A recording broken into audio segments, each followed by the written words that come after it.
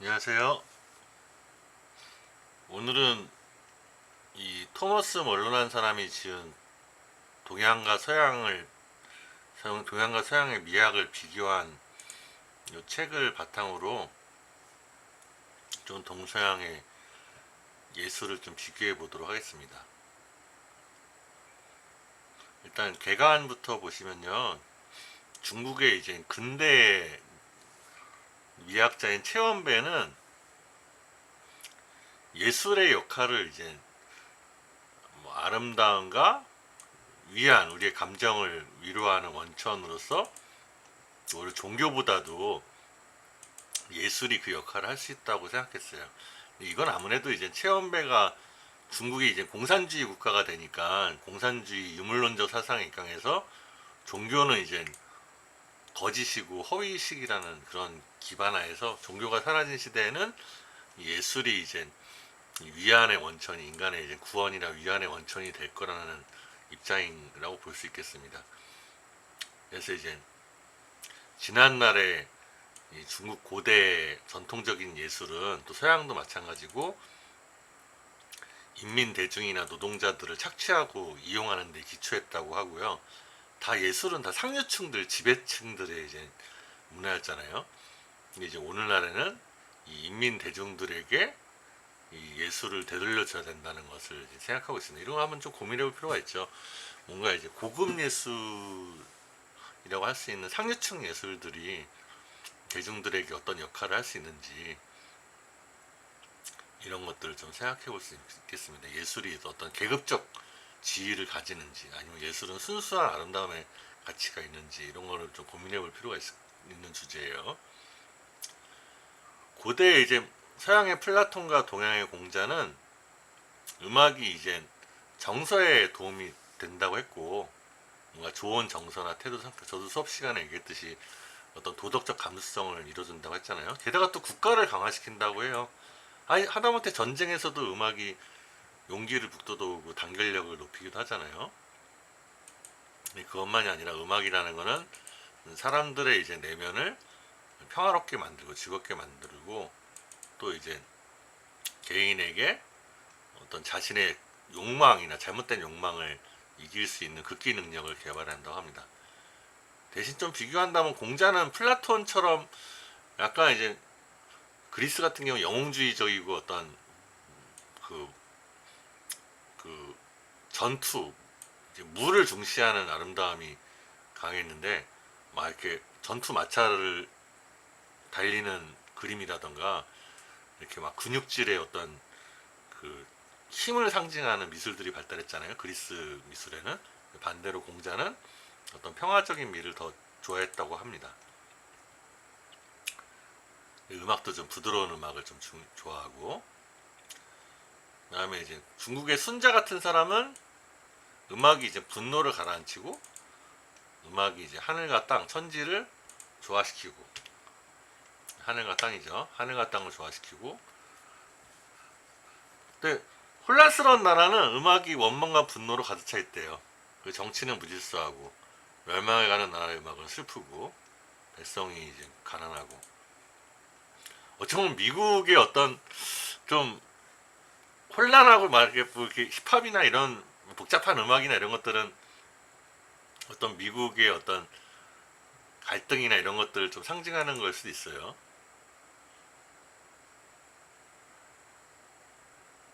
그다음에 중국은 음악의 이제 기원을 보면은, 중국은 기원전 239년 아주 옛날에 음악의 기초로서, 기음으로서 이제 율관, 그 음악의 운율을 담당하는 관리가 되게 산술적으로 표준 음정을 얻어내는 방법이 발견됐대요. 이거는 서양의 피타고라스와 비교되죠. 서양의 피타고라스도 어떤 선의 수학적 비례에 따라서 음계가 이제 나타난다는 걸 발견했잖아요. 게다가 또 동양에서는 음들은 계절의 순환이나 우주의 질서와 연결됩니다. 그 반대로 묵자는 음악을 한다는 걸 반대했어요. 왜냐하면 음악은 비용이 많이 들고 사치다, 먹고 사는 거하고 별로 관련이 없다, 이런 입장도 있었습니다. 그 도교적인 자연숭배, 도교적인 화풍은, 도교적인 그림들은 자연물, 산이나 강이나 이런 것들을 그리는데, 이거는 서양의 낭만주의에 좀 가깝다고 합니다. 되게 이제 사실적인 묘사보다는 이상향적인 그 감수성을 좀 표현하는 거죠. 인도 미학을 좀 살펴보는데, 다음에는 인도는 절대자, 브라흐만이죠. 우주적인 정신, 우주적 정신을 바로 보는 거, 정시하는 것. 되게 관념론적인 형이상학이고 되게 다양성의 통일이고요. 인도에는 신이 되게 많잖아요. 그 다양한 신들을 다 통일하는 주신들이 있죠. 그래서 어떤 브라흐만이라는 세계 이성은 개인의 아트만이라고 하는 개인의 마음속의 이성하고 동일하다고 봤습니다. 그래서 어떤 인생의 균형과 그 사랑, 즐거움 이런 걸 추구합니다. 그래서 뭔가 정신적인 행복과 또 숭고나 평정이나 이런 것들, 또 현실주의적인 에로티시즘까지도 부정하지 않고요. 그래서 카마스투라라는 책들 보면은 어떤 인간의 남녀의 성행위의 어떤 예술적인 방법, 표현을 좀 묘사한 되게 그런 책들도 나오기도 하고, 어떤 쾌락을 예술로 승화시키는 거죠. 그 다음에 이제 카주라오 사원이라는 거는 그 한번 검색해 보면요,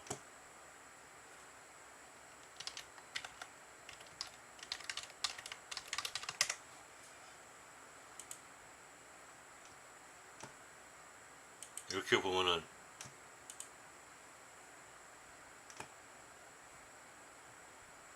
보이시는지 모르겠는데요. 되게 남녀가 막 뽀뽀하고 있고 막 만지고 장난 아니죠. 이런 사원이 이렇게 인간의 쾌락을 긍정적으로 묘사하는 사원이 있을 정도로 되게 이제 인도 같은 경우는 인간의 쾌락을 무시하지 않았다고 합니다. 일본은 이제 뭐 슬픔, 어떤 슬픔의 감수성, 뭐 눈물 없는 눈물 같은 사물의 슬픔, 뭔가 오래되고 어떤 시들고 아닌 특이한 또 유현, 그윽하고 어두운 것, 심오한 것, 저교한 것, 적적하고 교묘한 것, 신비한 것, 모호하고 무한 이런 것들이 일본의 예술을 좀 상징한다고 합니다.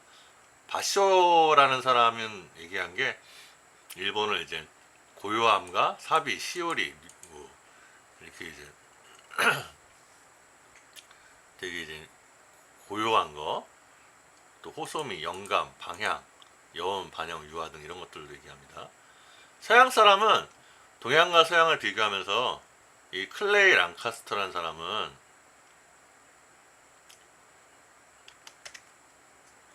동양은 유약하고 서양은 견고하고, 이거 잘못 적었네요. 서양은 견고성, 서양. 그래서 살아있는 것은, 근데 오히려 이게 동양이 나쁜 게 아니라 살아있는 것이기 때문에 유약한 거고 죽은 것은 딱딱한 거라고 이렇게 얘기합니다. 그래서 이걸 바꾸는 게 낫겠네요. 그래서 6가지로 동양과 서양을 비교했는데, 그러니까 견고와 유연, 형식상과 양괴, 뭔가 양적인 질감, 그다음에 이제 이런 게 나오네. 그다음에 개별과 통합, 장식화와 단순화, 수직과 수평, 형식과 연관, 표현과 재료, 자연환경에서 떨어진 것과 자연환경과 동일시되는 이런 것들을 좀 얘기합니다. 그 다음에 스즈키라는 사람은 그 동양 스즈키라는 스님은 일본에요. 그래서 뭔가 고요함, 뭐 그다음에 이제 예상 이런 일본의 미학을 좀 여러 가지로 설명합니다. 그다음에 하사마스 싱이치라는 사람도 불균제, 완전히 고르지 않은 것. 되게 여러분 닭이 같은 거 보면은 세련되게 이런 게 아니라 되게 투박하면서도 아름다운 거 있잖아요. 그게 이제 불균제입니다. 이것도 잠깐 봐보죠.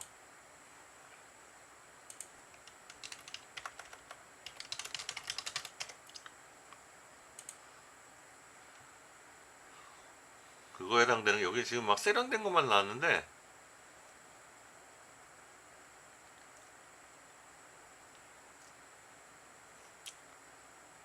아 닭이라고 하지 말고 다완이라고 하네요.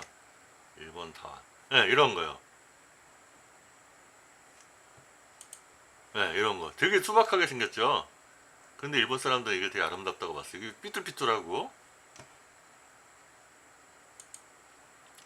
그다음에 중국의 화로는 기운생동이라고 해서 생동감이 넘치는 거, 생명의 운동, 정신과 생명이 막 서로 공명을 하고 가무하고, 그다음에 사물에 응해서 형태를 보이고. 그래서 6가지 기법이라고 해서 정신, 기교, 막 이렇게 재현, 수련 이런 것들을 다 얘기합니다. 인도 사람들은 좀 비례를 중심한다면 중국 사람들은 배치를 중심으로 하고, 그 다음에 중국 회화는 자연과 항상 접촉을 잃지 않는다고 하고요. 군자는 항상 대상에 너무 집착하지 않고 정감을 느낀다고 합니다. 그 다음에 2부에서는 이제 뭔가 해석을 얘기하는데, 서양보다도 동양이 주관적인 요소가 강하대요. 그래서 이제 힌두교와 불교가 지배한 국동은 서양보다도 내향적이고, 평정과 평화, 그 다음에 욕망이나 관능에서 벗어나고, 윤회에서 벗어난 초월의 세탈, 어떤 영적 극기, 속세를 거부하고 이런 거를 좀 강조한다고 합니다. 서양에서는 주로 이제 이와 반대로 서양은 뭔가 가시적, 보여지는 것, 외면적인 기교와 재료, 도구 이런 걸 말하는데, 서양은 객관적인 걸 중시하고, 서양에서는 뭔가 예술사의 양식을 구별하고 있던 분석과 구분을 중시하고, 뭔가 예술 작품을 향수하고 공감하기 위한 어떤 심적 태도에는 좀 중점을 두지 않았다고 합니다. 인도 미학자들은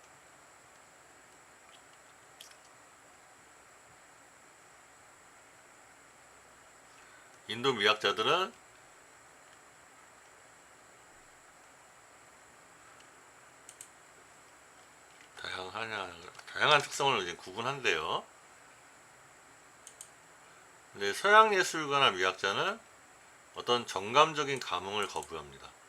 서양에서는 사고와 객관화 외화 이런 걸 중시하고, 동양은 주관주의, 내면월의 주의를 집중.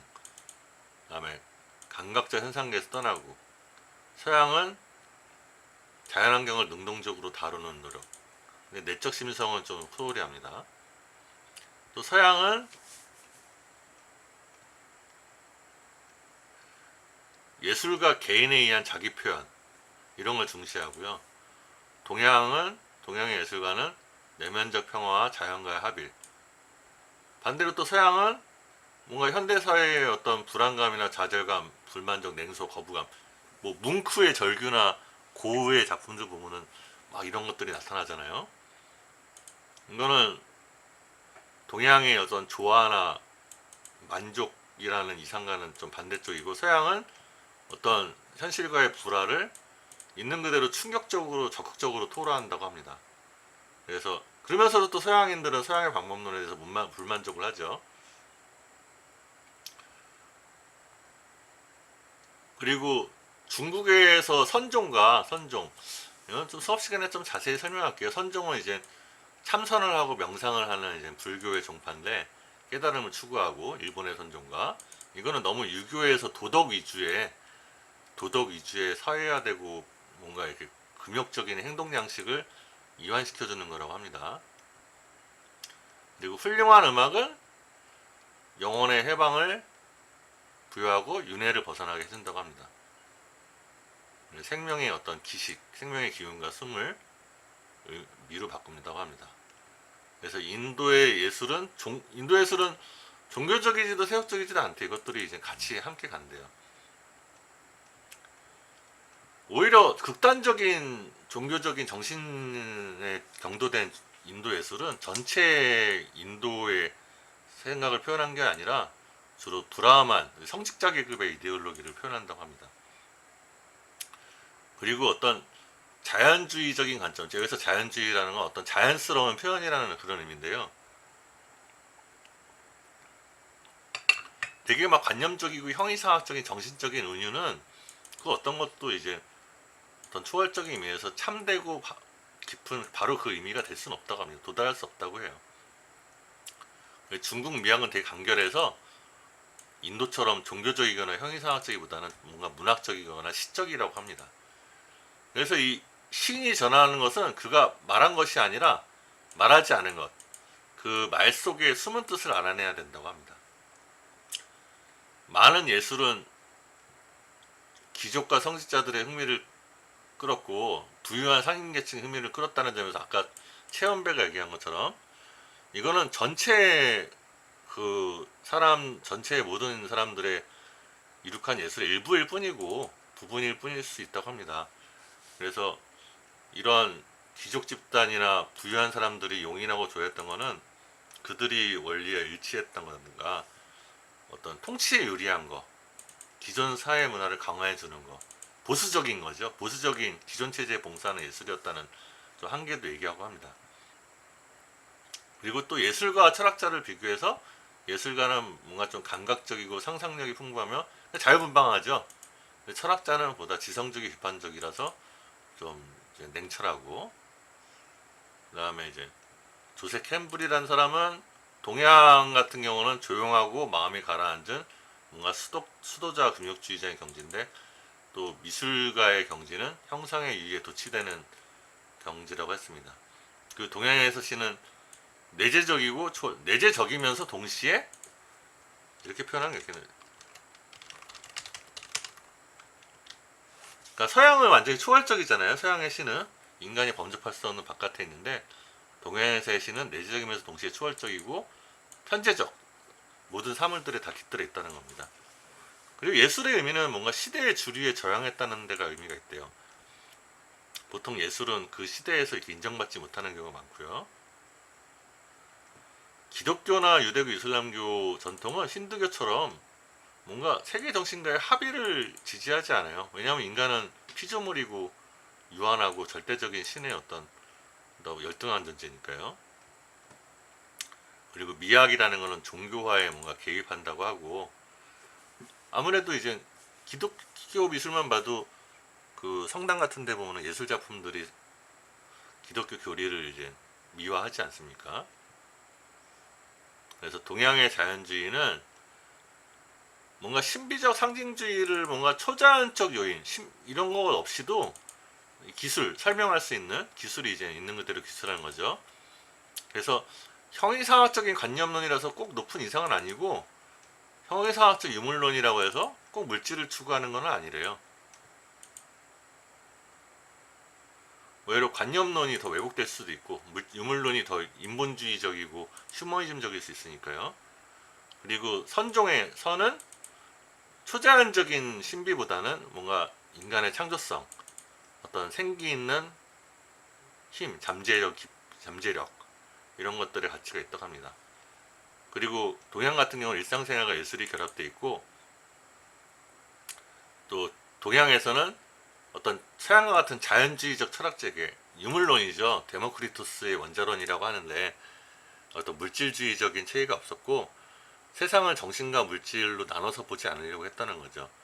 그래서 어떤 생명력이 정신과 물질을 다 아우르는 어떤 정력론적, 활물론적, 그러니까 사물이 살아있다고 생각하는 이것이 바로 이제 동양의 자연주의라고 합니다.